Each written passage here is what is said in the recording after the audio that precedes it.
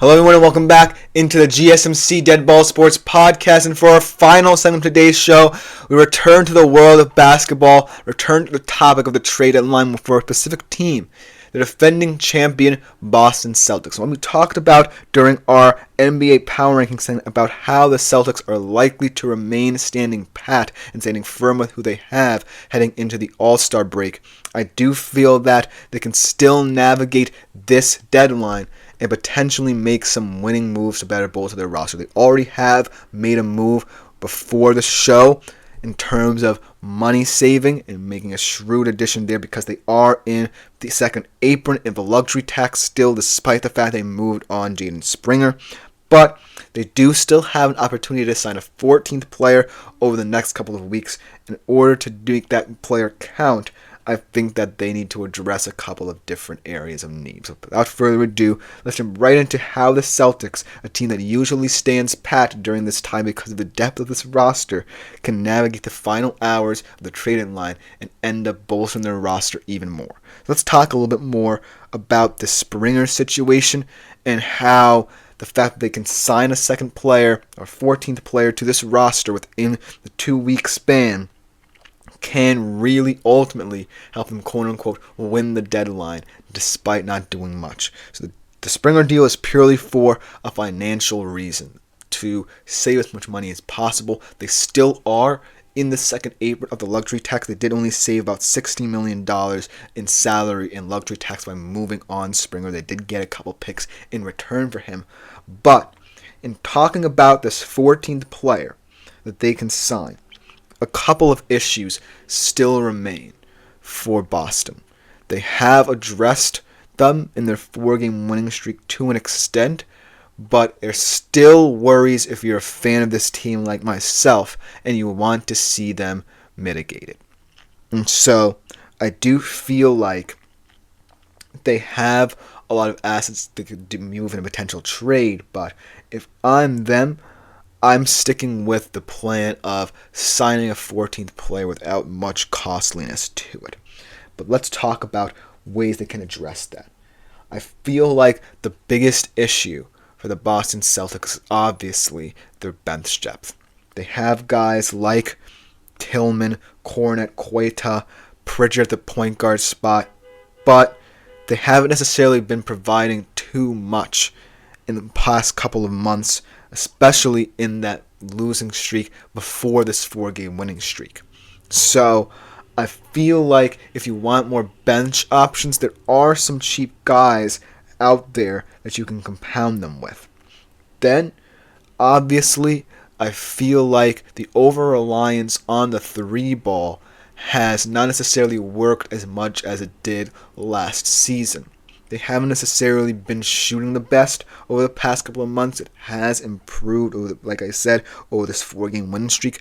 But if you want to maintain that success, if you're Boston, maybe picking up a guy who's a catch-and-shoot guy and can get going on the perimeter and thus space out the floor for this bench group a little bit more, that's a thing that they could address as well. And then that ultimately leads to the wing depth as well, because outside of, Tatum and Brown, it's Pritchard, Hauser, really, who are very much 3-ball guys and live and die by that, who are leading this offense in the bench units. Derek White can really do that very well, but if he's getting more starting minutes and being key to, that starting rotation, excelling from 3, then you're going to need to find another piece there. And there are a lot of cheap options out there. But if I'm the Celtics, I, at the very least, feel like I can go without signing another player. But because of this Jaden Springer move, I feel like they can do a lot of things very intriguingly with it. Ultimately, I think that addressing the depth at wing could be a lot more impactful than, say, addressing the depth down low, just because I like the tenor of those guys in this group. Tillman, Kornet, and Queta don't necessarily get the most minutes, but I do feel like they're more in the sum of their parts when you ask them to play a certain amount. Because, yes, There are going to be worries about the health of Porzingis and the age of Horford over the next couple of months and how that impacts their runs in the postseason going forward. But I still feel like wing depth is ultimately what's going to matter for this Boston Celtics team because it's what they build their identity on. It's who they are as a group. They live and die by the three, and as long as Joe Mazzulla is their coach, that's going to be their MO. So a couple guys out there who I think can supplement them very nicely. So let's start off with a guy like Seth Curry. He's shooting 46.2% from three this year, and he could come off the bench and give them a nice floor spacing option, especially considering the fact that a lot of these depth pieces at the center spots aren't the greatest shooters, and more often than not like to drive to the rim a lot more. So, in say a third bench unit, a second bench unit maybe even, if Pritchard continues to struggle, I think Curry could be a valuable asset. And then a guy like Torrey Craig, very valuable not just in terms of his outside threat, but as a two-way player. Proved it with his many years with Denver. And I feel like that could be an interesting pickup in terms of wing depth. Then let's talk about how I feel like this center group could be impacted, because in terms of their scoring prowess, they're going to be asked a lot in terms of, say, if these players start to get injured in the front court, like Porzingis, like Horford, a little bit more in the coming months. They were last in scoring, and bench scoring specifically, over the past couple of months at 29.7 points per game. And I think that stems down to the fact that a lot of big men who have picked up, like Shireman, who they believe can be a little bit more versatile in how he plays, obviously play a little bit more in small forward, power forward positions in college at Creighton, and then a guy like Drew Peterson, who's still in the G League. I feel like they are more project pieces, whereas Tillman, Cornet, and Queta are the path of least resistance, right? Because they're on cheap deals and they're on team-friendly contracts for as long as they can be and remain Boston Celtics, because you don't want to be spending too much. But I think that a guy like Javonte Green has a lot of depth as well, has a lot of experience to this roster as well, and not necessarily someone who, like Cornet, Queta, and Tillman, have the proclivity to drive to the rim more often than not. So, if I'm the Celtics, right, and I'm viewing this Jaden Springer move as an opportunity to fill out one final role in this roster, I have a lot of ways to go. I think that if you look at how the Celtics play as a team, you're probably thinking it would be smarter to get a cheap option like a Curry, like a Craig, who can help in that department and ultimately space the floor a little bit more for this rotation of centers. But if you feel like the center depth is lacking and you're feeling iffy about the health and age of both Porzingis and Horford as your primary front court players, then you start to think about potentially who you could pick up on the free agent market in the center position. There are not many elite free agent centers. We've been talking about this a lot, the GSMC Dead Ball Sports podcast, in the network itself, in terms of what the Lakers are going to do at the center position without, Anthony Davis.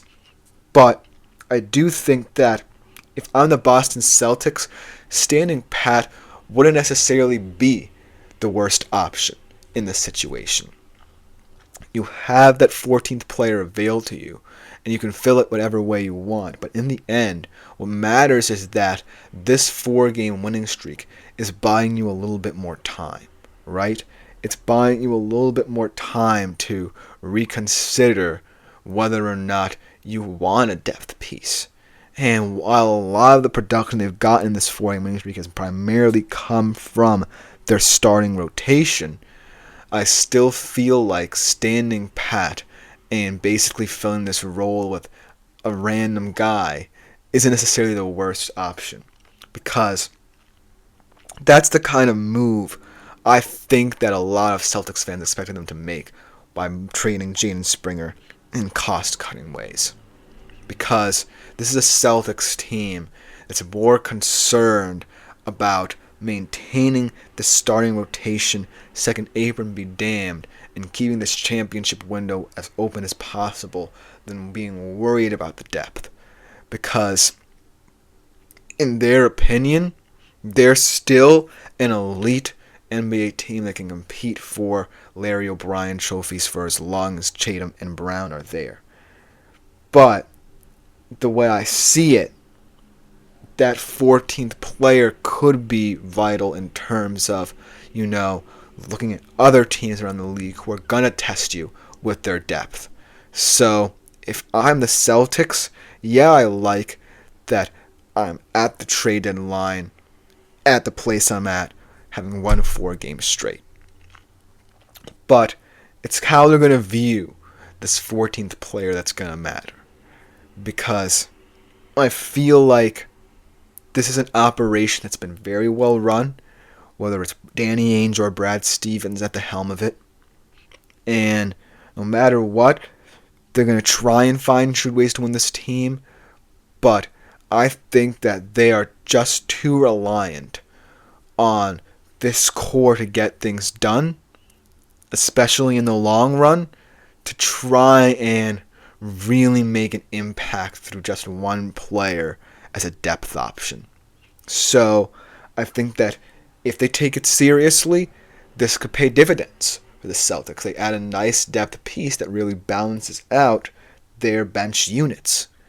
And if it's a guy like I said, Curry or Craig, who are elite outside shooters, the better for it, because that's who they are as a team. They love to shoot the three. But if they don't, I would not be that concerned, just because I'm looking at this roster right now and how they're playing and saying, well, who's to say they need anyone of note, whether it's bench player or not, to supplement their squad. So it's a very interesting conundrum, if you know what I'm saying, made even more intriguing by this Jaylen Springer news in terms of their cost-cutting deals. But let me know what you think if you're a Boston Celtics fan like myself, because that will just about do it for today's edition of the GSMC Dead Ball Sports Podcast. My name, as always, is Christopher Shepard. Thank you all for tuning in. But we're back tomorrow, same time as always. Like, follow, subscribe, super chat, super thanks, and super stickers features are always available to you if you feel so inclined, as well as the website gsmcpodcast.net. Leave a comment if you'd like. I'm out for today. See y'all tomorrow. Peace.